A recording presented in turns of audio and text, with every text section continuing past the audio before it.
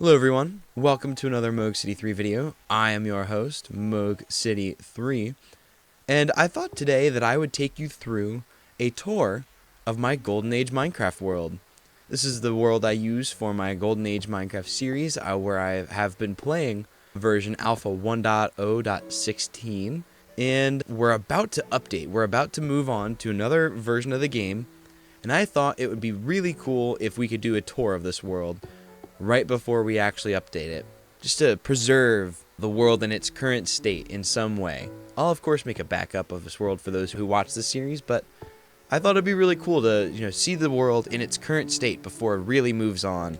So I want to show you guys around, and we're just gonna look at everything to see how this has evolved, how it looks. So let's get right to it. I want to start off showing off this whole area right here. This was the main area of my base in the early days of this series when I first started. This was just a cutout in the ground with nothing but a couple of chests, a furnace, and a crafting table. And eventually, with our first couple of diamonds, we made a jukebox and a diamond shovel. But it was just a very simple area. We had a nice look at the sunset as that would happen. Fortunately, it's been blocked by a few trees since then, which we'll get to later. But it had everything I needed. It had the music. It had the chests, which have since been kind of emptied. We had a trash bin right here. As you can see, if I can throw a piece of wheat in, it would destroy whatever items I threw in there. That was very nice. And a little infinite water source that I had. Of course, over here, we had a nice area to destroy any mobs that were over here. Any creepers I could see out from here, I would have to shoot. That way I could get some TNT. We've used that a few times in this series, not as much as I'd want to, but I could get as many mobs as I wanted to throughout this whole area. And you can kind of see everything that you're going to look at later. But this was the main area of my base for quite a long time. And over here is where you can see it kind of continues, and we'll look at this further in a little bit. But this was a big hallway that led deeper into the mountain. And we're going to look at how this mountain looks. So if we head on down here, you can see there's a spiral staircase, but I've got a block of water right there. So we're going to hop down, take that block of water. I've probably only done that a handful of times. I've had 34 episodes of this series, and I've only done that a couple of times. If you walk out, this is our main entrance, and it is going to lead right through this whole big pathway. And you're going to see all these trees. I made this before they had fences in the game. This is before fences are added. Fences are not in this version of Minecraft. And I really wanted this area to be protected. I wanted some form. I wanted to be outside, but I wanted to be protected. And I wanted it to look pretty. A lot of color here. So what I did is I planted saplings all along this area, just to see what would happen. And then as time went by, it got out of control, and I wanted to see how many trees I could place here, and eventually it became my whole little base.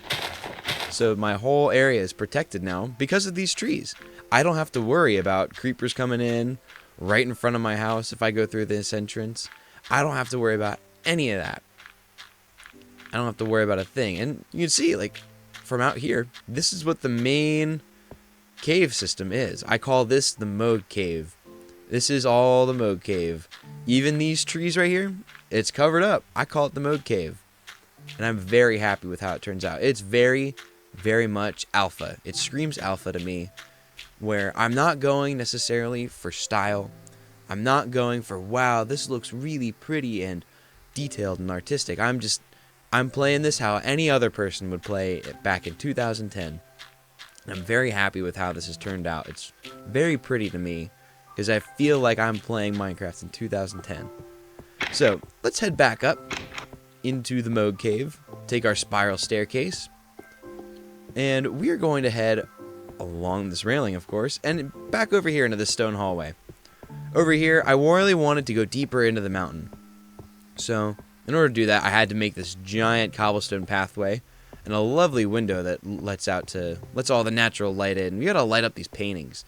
They need something, man. If we walk up here, you'll see our first true expansion to the Moog Cave, which leads all the way up here where this painting is, and we have a small little room. This room is known as Lookout Station. I built this very early on in the series. I couldn't tell you what episode, but it was a little early. And all it is it's a small base where I keep my farming tools and seeds, and it's just a little backup. I can stare outside, make sure everything's okay, make sure there's no mobs out if I'm ever on this side of the base. It's a very practical thing to just keep an eye out on the world. And of course, it looks all cozy. I mean, wouldn't you just want to like sit down and enjoy a book over here? We should put some bookshelves in here. But moving on, if we head on over here, we have the legendary Moog Farm. This was a long time to build this, just because I didn't feel like it. But it finally got done. We have 1, 2, 3, 4, 5, 6, 7, 8 strips of land that we use to grow all of our bread. Surrounded in this wood, it's inside of the mountain. It's almost entirely encased inside this mountain. However, we had some exposed land underneath. So, in order to make use of that, I actually left a little bit of a gap. As you can see right here, you can see everything underneath.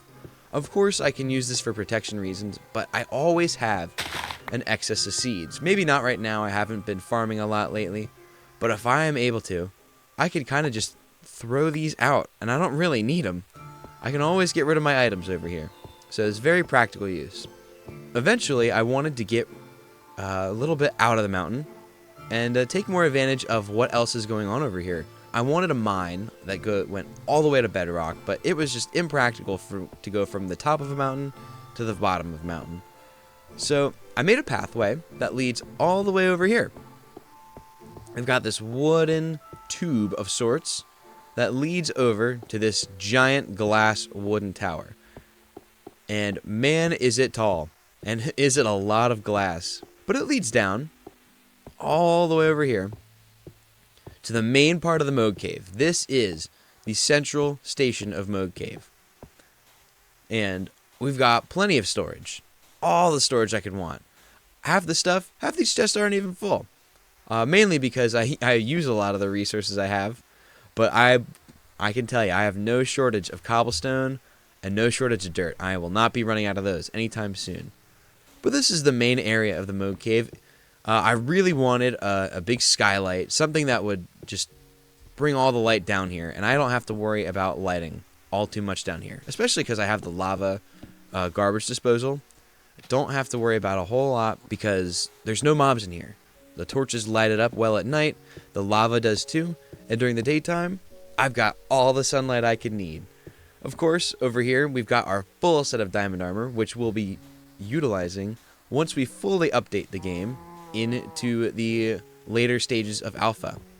We've got all the furnaces we can want and a hallway that we will go to in just a little bit. But first, I think we need to check out the mining shaft, which leads all the way to bedrock. We have all of these levels of the mine, which we will be utilizing over the course of the series. This will be our main mine. Each level I will be using to get as much iron as I can. Iron is something I will never not need, so we're going to use this mine to get as much as we can. This is the main area of the mine. We have a lot of hallways that lead down to various parts of the caves in this world. These are my two main hallways. Oh, and it looks like it's about to become nighttime too. And we have another hallway down this way. Each of these is where I find my diamonds, all the iron I need, and we have our main crafting station for the mine. I thought it would be nice to prop it up, add some color in here, so we used all of the mossy cobblestone that I could use, and we filled it up. We have some extra ladders in case we need to go a little deeper or around somewhere, and just in case, I have 3 pieces of bread that we can use at any given time. I can take 3 pieces of bread here, 3 here, or 3 there, and I don't have to worry about any shortage of food. We've got a furnace with plenty of coal, and of course our crafting table. Now, down here is the cool part. I had completely forgotten that you are able to get rid of the bedrock using dirt and seeds.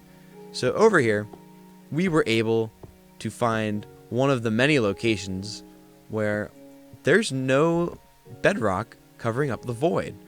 And if you can kind of see it, it's nighttime, of course, but you can kind of see how that leads down to the void. And literally, if I were to jump down there, nothing is protecting me from falling down into the void. So I tend to leave it covered up, just because, I don't want to fall in.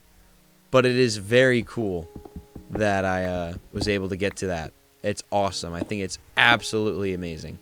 So that leads to the final part of the mine. If we can find our way up, we can continue our tour. If we head up past the mining shaft, let's get on up here.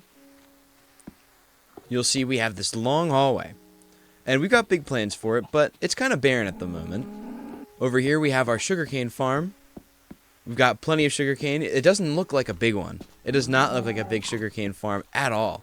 However, I've been able to get plenty of it over time. I'm saving up. Eventually we're going to be building a library all along the walls over here. We'll make a room in here specifically made for being a library, just to show that we were able to do it. Honestly, it's a status symbol to have that much sugarcane. Over here we have a basic little crafting station.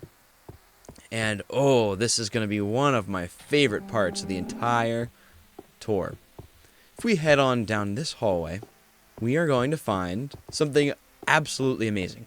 I was very proud of myself for making this. Very cool. Just because it took a lot of trial and error, and I didn't use any tutorials, it was just off the top of my head. If we work our way down to this little hidey hole, going down a large spiral staircase, we've got another small room. We've got some pork chops, some torches just in case, an infinite water source. But all of this is for the main attraction. If you can hear it, just turning my sound off, you can see I have a skeleton farm. And I can get all of the arrows that I could ever want. They naturally drown inside of this pool of water. There's a mob spawner right over there behind this glass. They float into the water. They will fall down, and then they will flow into this tube of water, which will drown them over time. And then I get all of the arrows that I could ever possibly want. Just to speed up the process, I can hit them with my sword, and eventually the arrows will flow to this pressure plate. So that is my skeleton farm fully made. Usually I can usually get about a stack of arrows in an hour. So I usually just leave the game running if I ever need some arrows. It doesn't take long, and I just kind of forget the game runs. Moving on, we have another skylight here. We have a lot of skylights. We love natural light in Golden Age Minecraft. Moog City 3, he loves his natural light. I would know that because I am Moog City 3. So let's head on up. It's just a small, basic oak building with a skylight. Similar, think in the vein of the X-Lite 9000 from X's Adventures in Minecraft. Just not as stylish, of course. But that renders off the entirety of the Moog Cave. We have the skylight, we have the oak forest, as well as the actual Moog Cave itself that leads all throughout this entire mountain and leads underground. Moving on, we have the 100 subscribers special statue. I built this in celebration of 100 subscribers. It was a very big moment for me. Never thought I'd reach that many, and I think at the moment we're at 180. So once we get to 200, I'm definitely going to build another one of these, and that's going to be great. Right here we have the entrance, another entrance to the Moog Cave. We have two entrances. First one is over there by the oak forest, and then the second one is over here, which leads straight to underneath the wooden tower. Right here, I'm very happy. I love this. It was a spur-of-the-moment decision and really thought it'd be funny to have one of these in my world. I made a giant cobblestone creeper. Just thought it would be cool to have, on a pedestal to overlook everything. After I built it, I realized how awesome it was, and I want more of them in my world. So we're going to be creating more of these pedestals at some point, all along the road right here that you can see. We have a giant cobblestone road. And I'm going to build more and more creepers along here that are made of different materials. So eventually we're going to have one completely made of wood, maybe oak logs, Maybe we're definitely gonna have one made of gravel. That's definitely happening. We're gonna have one made of dirt, one made of sand. But I want as many giant statues of creepers on pedestals just like this one as I can. If we move forward from the creeper statue, you can see we have this long straight path that leads seemingly to nowhere. However, this is going to lead to our spawn point, and I'm going to show off spawn base as it's finally finished here. Over here we've got these wooden walls that I'm using to protect myself, because the path goes into the ground, into this hill, and I really did not want to have to worry about mobs walking over, falling down, and, you know, just like if a creeper blows up. Don't want to deal with it. So I built this entire wall of oak logs, and not oak logs, oak planks, with some support beams keeping the walls supported by each other. If we continue, you'll see we have lots of lighting that keep this path lit day and night. And every now and then you might find the occasional tree on fire, only because I was trying to clear out some of this land, and I thought that this tree staying like forever on fire, I love it when the logs forever stay on fire. So we're keeping him there. You're going to stay there, and you're just going to look awesome. We're going to continue down this way, and eventually we will find the finished product of spawn base. If we continue this way, you're going to see the giant circular dome that is spawn base. This is the single block that I spawn on in this world, and I wanted to have an area in case I die. There will be a central area that links every major build that we create in this world throughout the years. I've only had this world for about 9 or 10 months, but it will continue, and there will be a lot more to see. So I wanted to have a central location that connects everything, and we have 4 branching paths. We have the one that leads to the Moog Cave. We have this one over here that will also lead to the Moog Cave, but it will branch out and go into some unloaded chunks. Over here is unknown territory. Much of this water, this land behind me as well, I have never explored. I have never explored that way. You can see a straight line of land that I have not even gone near yet. Over this way, past the water, past this road, I have not explored. And we will be adding on to the roads here in spawn base to ensure that I have one centralized location that will lead to every major location in the Golden Age Minecraft series. But this is my spawn point. This very sand block, I promised myself I would not get rid of it. And here we are. This is spawn base. Just in case I die in the middle of the night and I need to find my way back to wherever I was, I have plenty of dirt. I have a large storage of dirt. I have a lot of swords and pickaxes just in case, just something to defend myself. Furnaces with enough coal to get me by, and a single crafting table. Each of these branching paths is going to lead somewhere new, and I tried my best to get this ready for the video. However, I was not able to clear as much of this mountain as I would like to, but we are slowly getting there. I'm honestly starting to like how it looks. I kind of like the little overhang that this mountain has, but I definitely wanted to flatten out the surrounding area just to give this some more personality as we go on in this series.